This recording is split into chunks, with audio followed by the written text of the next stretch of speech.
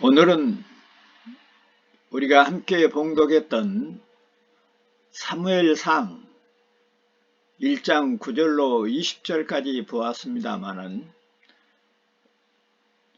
오늘 말씀을 중심으로 봐야 할 내용 참고사항은 창세기 25장 21절부터 26절까지 참고하시면 좋겠습니다. 제목은 사무엘서 본문에 나타나는 제목으로 보면 한나의 서원 기도와 사무엘의 출생이라고 잡을 수 있겠으나 오늘 구체적인 본문의 내용들을 우리들이 제목을 또 정한다면 이삭의 장막에 찾아온 크리스마스라 이렇게 제2의 제목을 정할 수 있겠습니다. 지난 시간부터 지금 우리에게 소개되고 있는 내용이 단어 하나하나 문장 하나하나에서 진리를 전한다고 보다는 사건 중심으로 우리에게 계시하는 내용이 있어서 성경 전체적으로 원어 직역을 생략하고 필요한 경우에 단어나 문장을 빌어서 원어를 살펴보도록 하겠습니다. 우리는 지금까지 사무엘서 강의한 지 오늘이 8번째 되는 시간입니다. 마침 크리스마스가 다가오고 있고 오늘 우리가 함께 봉독한 본문은 한나의 서원 기도와 사무엘의 출생에 관한 기사가 소개되고 있어서 사무엘의 출생 의미를 찾아보기 위해서 지난 시간부터 역사 안에서 진행되는 성경 안에서 진행되는 7번의 크리스마스를 소개하는데 그 중에서 첫 번째 아브라함과 사라의 장막에 찾아온 크리스마스를 지난 시간에 살펴보았습니다. 오늘은 두 번째 크리스마스로 이삭과 리브카의 장막에 찾아온 크리스마스를 살펴보면서 우리 주 예수 그리스도를 배알하는 시간을 갖도록 하겠습니다. 리브가도 원어를 보면 리브카로 되어 있습니다. 참고하시기 바라고 오늘 우리의 본문에 전체적인 원어 영역은 생략을 하고 부분적으로 필요한 부분들만 살펴보도록 할 것입니다. 두 번째 크리스마스 이삭과 리브카의 장막에 나타난 크리스마스 참고 구절로는 창세기 25장 21절로 26절에 우리가 자세한 내용을 살펴볼 수가 있습니다. 거기에 보면 이렇게 기록하고 있습니다.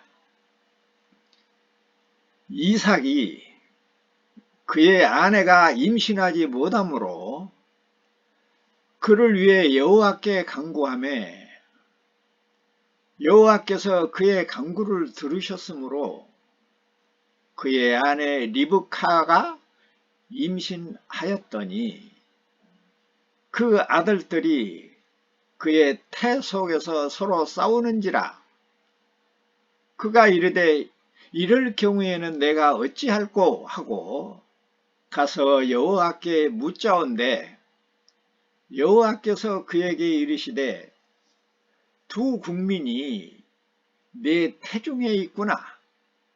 두 민족이 내 복중에서부터 나누이리라. 이 민족이 저 민족보다 강하겠고 큰 자가 어린 자를 섬기리라 하셨더라. 그 해산 기한이 찬즉 밭에 쌍둥이가 있었는데 먼저 나온 자는 붉고 전신이 털옷 같아서 이름을 에서라 하였고, 후에 나온 아우는 손으로 에서의 발꿈치를 잡았으므로 그 이름을 야곱이라 하였으며, 리브카가 그들을 낳을 때 이삭이 60세였더라. 이렇게 기록하고 있습니다. 이 내용을 보면 우리가 처음에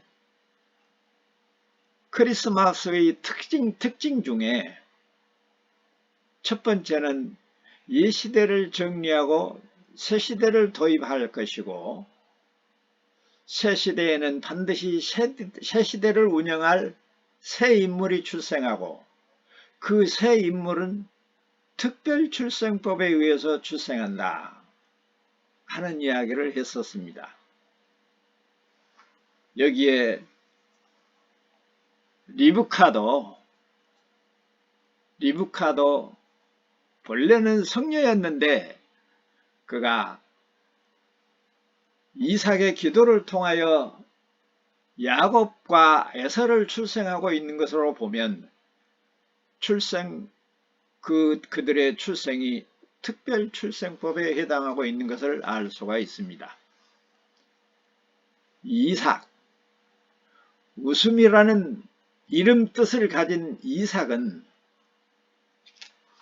예수님이 오시기 전에 약 1890년경에 아브라함이 백세에서 낳은 아들로서 성품이 온유하고 겸손하고 정직하며 농업에만 종사하여 그의 부친 아브라함이나 그의 아들 야곱처럼 그 일생이 다사다난하지를 않고 비교적 단조로운 일생이었습니다. 그러나 그도 흉년이 들어서 아버지가 경험했던 그랄 지방으로 갔지만 아름다운 아내를 두었던 턱에 아버지가 했던 실수를 반복해서 아내를 누이라고 속이고 하마터면 그리스도의 혈통을 더럽힐 뻔했지만 그에게도 역시 하나님의 지키심으로 무사히 넘길 수가 있었습니다. 여기서 우리는 우리의 일생 중에도 우리의 실수로, 우리의 어리석음으로, 우리의 연약함으로 이런저런 고난을 당할 수가 있지만 하나님께서 자기의 뜻을 이루시고 지나가게 하신다는 것을 명심하고 이해할 수 있어야 할 것입니다. 특별히 이삭의 일생에서 괄목할 만한 사건은 그가 25세 때 아버지의 명을 받아서 모리아산에서 제물로 바쳐졌던 일들을 우리는 기억할 겁니다. 여호와 이레신 하나님의 예비하심으로 어린 양 대신 제물이 되었지만은 의미적으로는 그가 거역하지 않고 순종하여 장작더미에 오른 것은 예수 그리스도께서 십자가에 달리신 모형으로 충분했습니다. 이런 이삭이 쌍둥이를 얻은 복을 받았지만은 하나님의 경륜과 섭리로 두 민족으로 나누어지게 되었고, 하나는 하나님의 은혜로 하나님의 은혜 아래 속한 하나님의 백성이 되고, 다른 하나는 하나님의 은혜에서 벗어난 민족으로 발전하게 되었습니다.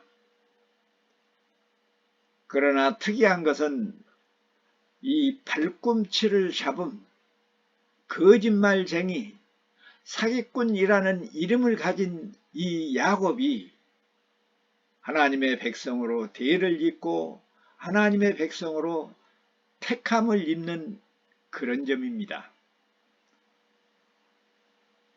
이런 점에서 우리가 차칫 야곱의 삶을 오해하면 야곱의 삶의 일생이 상당히 우여곡절이 많았지 않아요? 그런 것을 오해해서 하나님의 백성이 되려면, 천국을 가려면 수단과 방법을 가리지 않고 살아야 한다고 이해하면 안 됩니다. 마치 수단과 방법을 가리지 않고 큰 예배당을 지어놓고 하나님의 축복을 받았다고 자랑하고 거기에 목회자의 경험담을 담아서 미화시키거나 그것을 하나님의 축복으로 그렇게 자랑하는, 마치 목회에 성공하는 것처럼 거들먹거리는 그런 목사들로 대치하면 안 된다. 분명히 말하지만 오늘 한국 교회가 회개하고 반성해야 할 부분이 바로 그런 점입니다. 결과가 좋아야 하면 수단도 좋아야 됩니다. 수단은 덮어놓고 결과만 자랑하는 것은 사탄의 특징입니다. 사기꾼이 하나님의 대를 잇는 모습은 죄인들에게도 하나님의 은혜가 어떻게 임하는가를 보여주는 계시입니다. 사기꾼이 아닌 에사라고 해서 착한 사람은 아니었습니다. 하나님의 백성이 되는 장자의 대를 죽 한 그릇에 팔아넘긴 사기꾼보다 더 용서할 수 없는 실수를 범한 사람이 에서였어요. 두 쌍둥이 중에 하나를 택한다면 야곱을 택할 수밖에 없도록 되어 있어요. 장자의 권한을 빼앗기고, 그 장자는 보통 장자가 아니라 하나님의 족보에 올라가고 하나님의 약속하신 메시아를 출생할 수도 있는 그런 가능한 족보, 그 장자권을 포기하고 동생을 죽이려고까지 했던 것입니다. 여기서 지금 누가 더 착하냐를 따지고 있는 것이 아니고 하나님의 경륜에 의하여 사기꾼인 야곱이 하나님의 백성의 택함을 받았다고 하는 이유를 설명하고 있습니다. 야곱이 도망하지 않았더라면 에서의 손에 죽었을 것입니다. 창세기 27장 41절로 44절이 그것을 증명합니다. 야곱이 도망한 것도 하나님께서 그 목숨을 보존해 주시도록 허락하신 것으로 보아야 합니다. 그러므로 야곱이 하나님의 은혜를 받게 된 일련의 사건은 의인은 없나니 하나도 없다는 웅변적인 계시가 암시되고 있다는 이야기입니다. 그뿐만 아니라 하나님의 백성은 아무것도 노력하지 않고 자기의 신분과 사명을 소홀히 여기면서 가만히 앉아 있는 것이 아니라 거룩한 욕심, 거룩한 소망을 품고 목숨을 바쳐 그리스도를 닮아가는 삶을 살게 되도록 된다는 사실을 계시하는 내용이기도 합니다. 그러므로 여기 두 번째 크리스마스에서, 이삭의 장막에 찾아온 크리스마스에서 강조하고 있는 것은 야곱을 통하여 하나님의 은혜가 선포되고 있다는 것입니다. 발 뒤꿈치를 잡고 태어난 거짓말쟁이도 하나님의 백성을 될 수 있다고 하는 은혜의 선포인 것입니다. 장자권을 거절하고 포기하지 않는 한, 그것에서 떠나지 않는 한, 그래서 우리가 가끔 성령 해방전이 성령 거역제라는 말을 많이 쓰는데, 예수 믿지 않는 것, 하나님의 장자권을 포기하는 것, 그것이 곧 성령 회방죄가 될 것이고, 기타의 모든 것들은 다 용서받을 수 있는 그런 죄라는 것을 우리가 다시 한번 상기할 수가 있습니다. 오직 은혜가 아니면, 하나님의 사랑이 아니면 기쁨도 없고 웃을 수도 없는 일입니다. 모든 것이 은혜이며 모든 기쁨은 웃음을 가져다주는 은혜의 근거가 바로 우리 주 예수 그리스도의 성육신 크리스마스라는 것입니다. 하나님이 사람으로 오시지 않았으면 십자가의 죽으심과 사흘 만의 부활과 성령의 강림과 우리 안에 역사하심도 없을 것입니다. 그러니 크리스마스만이 이 성육신만이 인카네이션만이 모든 은혜의 시작이요 사랑의 근거요 기쁨의 토대요 원인인 것입니다. 크리스마스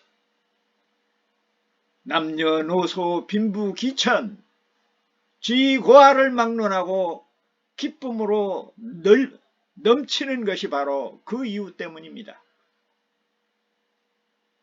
크리스마스는 기쁨의 시작이요 근거요 사랑의 시작이요 근거요 은혜의 시작이요 근거요 우리 주 예수 그리스도의 은혜가 그 은혜만이 모든 것을 해결할 수 있는 묘약이요 기쁨의 근원이요 그것이 바로 크리스마스입니다. 기쁨이 없는 세상을 한번 생각해 보십시다. 사랑이 없는 세상을 한번 생각을 해 보십시다. 은혜가 없는 세상을 한번 생각해 보십시다. 상상도 할 수 없는 일이죠. 그런데 마치 오늘 21세기의 이 세대가 그런 모습을 치닫고 있는 것 같습니다. 그것은 크리스마스의 의미가 사라지고 있다는 이야기이기도 합니다. 오늘날 교회들이 크리스마스의 본래적인 의미를 전달하지 못하고 있기 때문에 이 세상은 사랑이 없어지고 은혜가 사라지고 기쁨이 사라지는 세상이 되어가고 있습니다. 사랑이 무엇입니까? 고린도전서 13장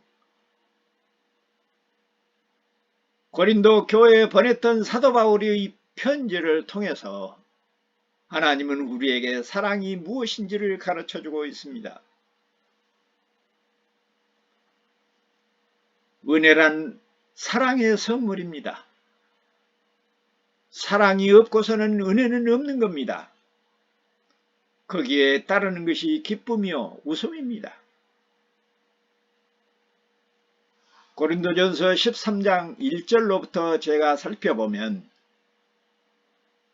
사랑을 소개하고 있는데 오늘날 많은 경우에 주석가들이나 설교자들이 이 말씀을 오해하고 있다는 데에 대해서 다시 한번 시정하기 위해 고린도전서 13장을 봉독합니다. 1절에 보면 이렇게 기록되어 있습니다. 내가 사람의 방언과 천사의 말을 할지라도 사랑이 없으면 소리나는 구리와 울리는 꽹과리가 되고 이 경우에 모든 주석가들이 많은 사람들이 어떻게 이해하냐 하면 사람이 사랑을 할 때는 진심을 다해서 해야지 거짓으로 보여주기 위해서 사랑하면 안 된다 하는 식으로 해석하고 이해하는 경향이 많습니다. 근데 2절로 3절에 보면 이런 말씀이 나옵니다.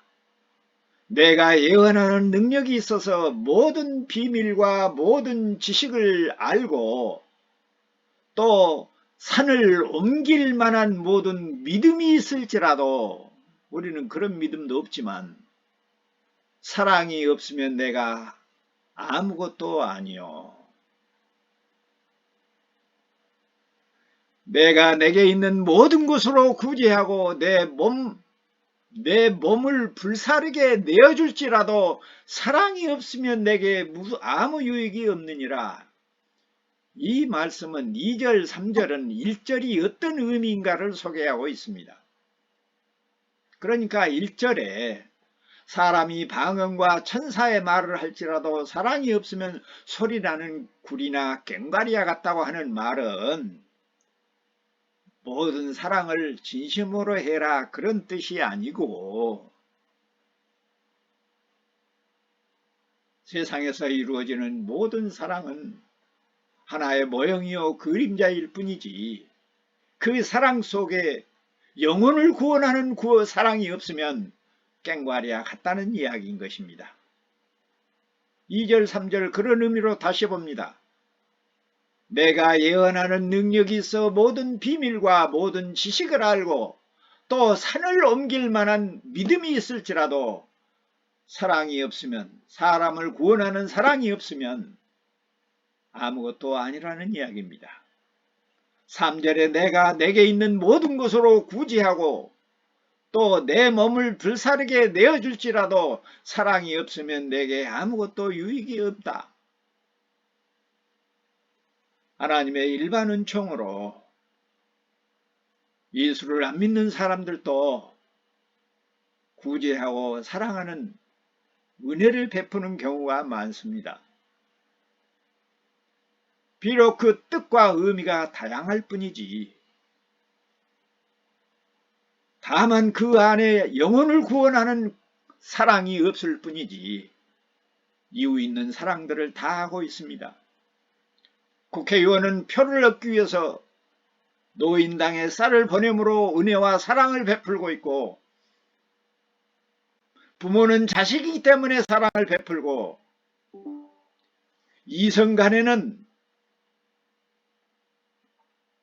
서로 사랑하기 때문에 베풀고 친구 간에는 우정의 사랑을 베풀도록 되어 있어요. 그러나 그런 사랑은 모형이요 꽹과리일 뿐이라 뭐가 없으면 그 사랑을 통해서 영혼을 구원하는 구원이 없으면 그런 뜻인 것입니다. 그래서 성경이나 교회에서 말하는 사랑은 예수를 안 믿어도 일반 은총 안에서 행할 수 있는 그런 사랑을 말하고 있는 것이 아니고 세상을 구원하는 그 사랑을 말하고 있는 것입니다. 그래서 예수님이 십자가에 못 박히기 전에 베드로를 불러놓고 네가 나를 사랑하느냐고 물었어요. 3번씩 물었습니다.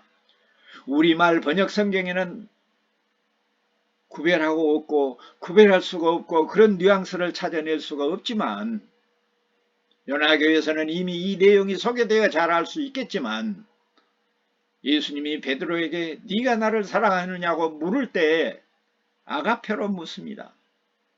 하나님만이 할 수 있는 그 사랑을 네가 할 수 있느냐고 물었을 때 베드로는 필레오로 대답을 합니다. 우리말 번역 성경에서는 그런 내용을 읽을 수 없지만 베드로는 사실상 주님의 질문에 내가 어떻게 감히 하나님이 할 수 있는 사랑을 할 수 있겠습니까? 다만 우정으로서 인간으로서 부부간도 아니고 부모 자식간도 아니고 이성도 아니고 다만 인간으로서 친구로서 주님을 사랑할 뿐입니다. 이렇게 대답했던 것입니다. 2번씩 물었을 때도 그렇게 대답하자 예수님은 친히 낮아지셔서 베드로 눈높이로 내려오셔서 네가 나를 사랑하느냐 필레오로 묻습니다. 베드로는 역시 필레오로 대답을 합니다. 그러면서 주님이 하시는 말씀이 그렇다면 내 양을 먹이고 내 양을 돌보라고 말합니다. 왜냐하면 양을 먹이고 돌보는 일은 영혼을 구원하는 일입니다. 복음을 전하는 일입니다. 그 일은 네가 할 수 없으나 하나님만이 할 수 있는 그 사랑으로 내가 너를 돕겠다. 복음을 전하는 것, 영혼을 구원하는 일은 하나님의 사랑을 베푸는 일입니다. 그 사랑을 네가 행할 수 있도록 내가 함께 해주겠다는 약속을 그렇게 했던 것을 우리는 기억할 수 있습니다. 그래서 그 사랑이 어떻게 나타나는가 4절부터 자세히 소개되고 있습니다. 사랑은 오래 참고 예수 그리스도를 소개하고 복음을 전하고 영혼을 구원하는 사랑을 베풀 때에 얼마나 많은 박해와 얼마나 많은 시기와 얼마나 많은 사탄의 역사가 있을 것을 예고하고 사랑은 오래 참고 그렇게 말합니다. 에이 내가 복음을 전하고 예수님 지구 영혼 구원하려고 이렇게 애를 쓰는데 저들이 나를 시기하고 질투하고 못 살게 해? 그런다면 내가 그만둬야지. 하지 말라는 이야기예요. 그런 생각을 하지 말라는 이야기예요. 그럴수록 오래 참고 사람을 구원하는 일에 목숨을 바치라는 이야기입니다. 사랑은 오래 참고 세상 사람들이 하는 사랑을 말하는 것이 아니에요. 세상 사람들은 사랑을 하면은요 다 좋아해요. 돌아서서 침을 뱉더라도 그 앞에서 사랑을 받는 자는 참을 일을 하지를 않습니다. 그러나 복음을 전하는 사랑은 참아야 할 일이 너무나도 많습니다. 왜냐하면 그 사랑을 모든 사람들이 기쁨으로 받고 있지 않기 때문에 그렇습니다. 사랑은 오래 참고 사랑은 온유하며 역설적인 의미로 복음을 전하고 영혼을 구원하는 일에 종사하면 시기와 질투와 각종 교만이 나타나서 괴롭히는데 너희는 그러지 말라는 이야기요. 너희는 그럴 수 없다는 이야기요. 복음을 전하는 사랑에는 그런 것이 섞일 수가 없다는 이야기죠. 그래서 사랑은 오래 참고 사랑은 온유하며 시기하지 아니하며 복음을 듣고 시기하는 자들처럼 그렇지 아니하며 사랑은 자랑치 아니하며 영혼을 구원하는 일에 한다고 해서 내가 네 영혼을 구원하는데 네가 나한테 그러느냐? 그럴 수 없다는 겁니다. 사랑은 교만하지 아니하고 내가 사람을 구원했다라고 자만할 수 없다는 이야기입니다. 5절 봅니다. 무례히 행치 아니하며 복음을 전하는 일은 무례하게 행하는 일이 아닙니다. 기도하고 시작하고 기도하면서 진행하고 마치고 기도하는 그러한 겸손하며 오직 내 안에 계신 영을 따라 하는 일이어서 자기의 유익을 구하지 아니하며 성내지 아니하며 아무리 시기하고 질투하고 박해하고 복음을 받아들이지 않는다 할지라도 성내지 아니하며 악한 생각을 해서도 아니 된다는 이야기입니다. 6절에 보니까 불의를 기뻐하지 아니하며 진리와 함께 기뻐하고 모든 것을 참으며 모든 것을 믿으며 모든 것을 바라며 모든 것을 견디느니라.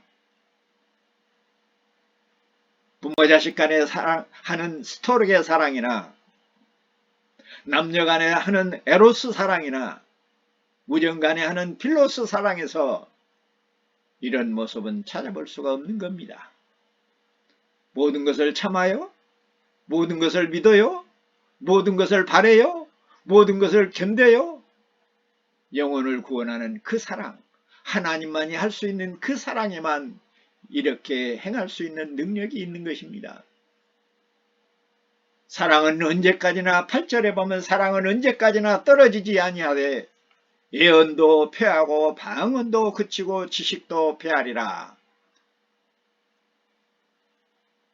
전부 교회 안에서 이루어지는 이야기들을 하고 있는 거예요. 세상 사람들이 물론 예언도 하지요. 방언도 할 거예요. 지식도 가질 수 있겠지요. 그런 것을 말하는 것이 아니고 오직 예수 그리스도 하나님만이 할 수 있는 이 사랑은 영원하다 하는 것에 강조를 두고 있는 것입니다.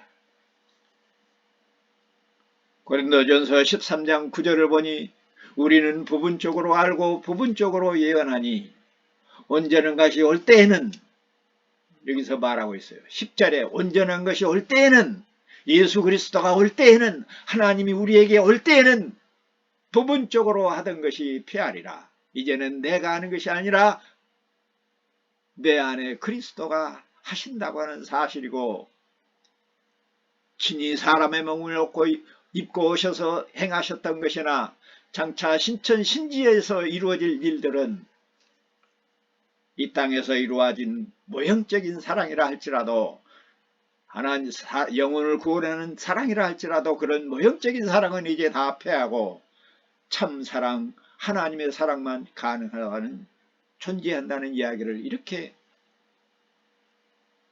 8절, 9절, 10절에서 말씀하고 있습니다.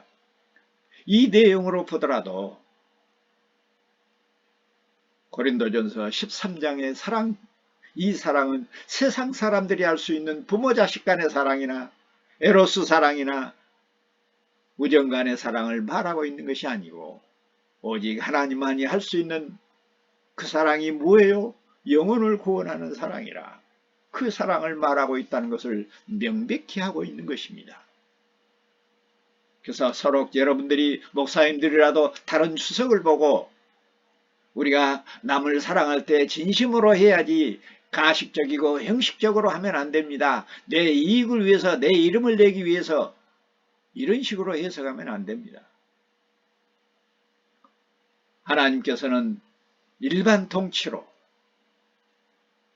예수를 안 믿는 사람들에게도 시민선을 행할 수 있도록, 도덕적인 선을 행할 수 있도록 각종 이유를 붙여서 하게 하십니다. 아까 설명했던 대로 국회의원이 되기 위해서 사랑을 베풀게 하고, 부모 자식 간이기 때문에, 부모이기 때문에 사랑을 베풀게 하고, 친구이기 때문에 사랑을 베풀게 하고, 이성적인 사랑하는 사람들이기 때문에 베풀게 하고, 사업이 잘 되게 하기 위해서 자신의 개인적인 이익을 위해서 사랑을 베풀게도 하십니다.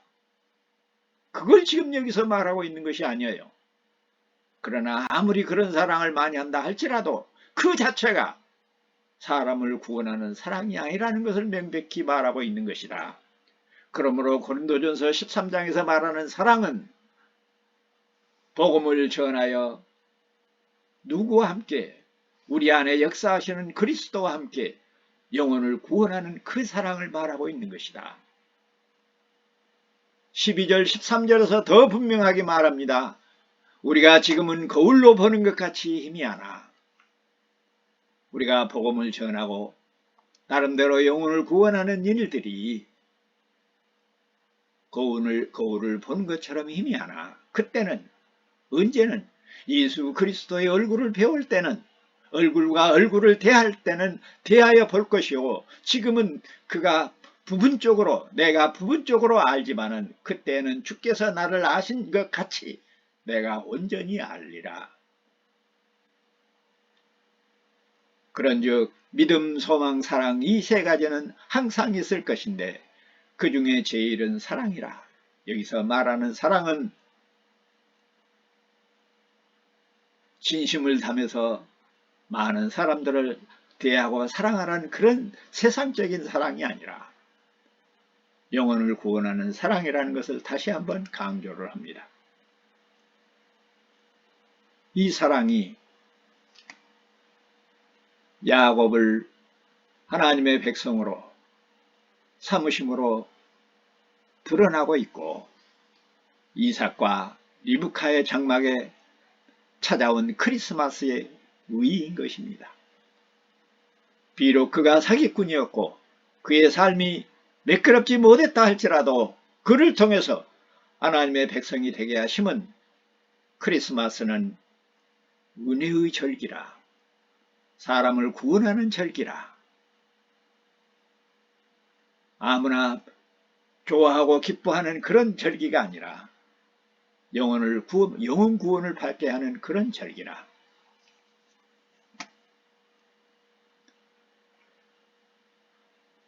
오늘 또 지금 세 번째, 네 번째 절기들이 남았는데 끝까지 다 못하고 두 번째 절기만 하고 마쳐야 될 것 같습니다. 어떻든 우리는 지금까지 첫 번째 크리스마스에서 기쁨과 웃음이 강조되고 오늘 이제 이 두 번째 크리스마스에서 은혜와 사랑이 강조됨을 통해서 크리스마스도 그 의미가 역사 안에서 점진적으로 알파 플러스 알파 플러스 하나씩 그 의미가 더해져 가면서 발전하고 있다는 것을 우리가 알 수 있습니다. 그래서 우리가 구속사를 배울 때에도 구속사는 점진적 계시다 하는 의미가 이 크리스마스를 소개할 때도 나타나고 있는 것입니다. 이 모든 것은 하나님 안에서 성장하고 발전하는 것이 하나님의 통치 방법인 것이며 세상의 원리인 것입니다.